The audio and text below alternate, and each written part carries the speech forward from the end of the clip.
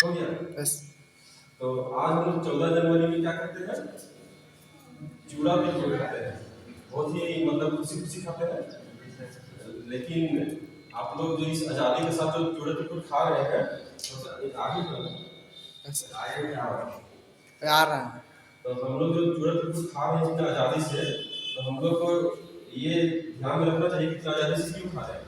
इस दिन बहुत से क्रांतिकारी जो हमारे देश के लिए शहीद थे, उन लोग बहुत लोग कुर्बान भी हुए। ऐसा नहीं कि जो अंग्रेजों के द्वारा गोली खाई थी वही लोग क्या बोलते हैं देशभक्ति के लिए मतलब जाने जाते हैं।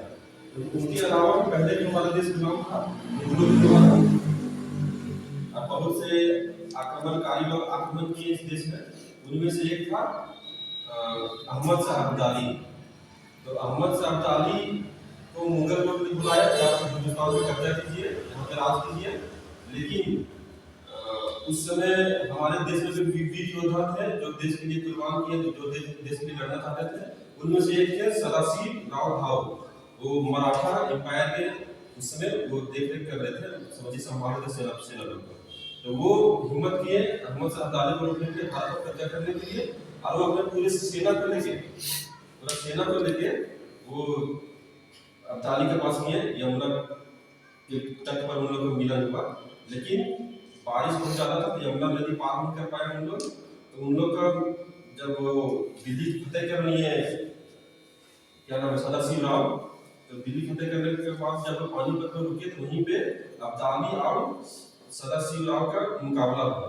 तो उसमें अब्दाली बोला भी सदाशिव राव को कि हम लोग ये मारकाट नहीं करते हैं, समझौता कर लेते हैं, आप हमको दिल्ली दे दीजिए, आप दिल्ली के नीचे हिस्सा रख लीजिए। लेकिन सदाशिव राव बोला नहीं, पूरा भारत मेरा है, हम एक इंच भी यहाँ का आपको नहीं देंगे। तो युद्ध ही वो चुना सदाशिव राव। तो उस भयानक युद्ध हुआ, उसमें अब्दाली का भी लगभग 20,000 सैनिक मारे गए, और इधर से बहुत ज्यादा नुकसान हुआ। सदाशिव राव का जो मराठा लोग है बहुत ही ज्यादा नुकसान हुआ, करीब इधर भी 40,000 आदमी मारे गए।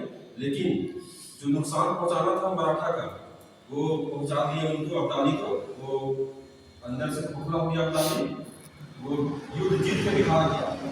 वो बैटल ऑफ पानीपत युद्ध जीत गया, लेकिन वो वापस चला गया अफगानिस्तान।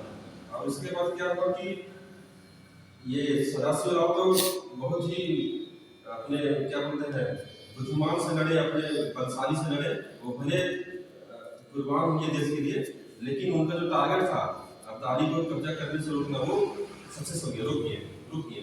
और इनके बाद क्या हुआ कि 1761 में ये पानीपत की युद्ध हुआ था, लेकिन 10 साल के बाद यानी कि 1771 में फिर से मराठा लोग ने दिल्ली पर कब्जा कर लिया। तो हमें मराठा जो साम्राज्य है देश को बचाया है, उसके लिए बहुत बहुत आभार करना चाहिए। आज के दिन 14 जनवरी को युद्ध हुआ था। तो सब लोग बोलिए जय मराठा।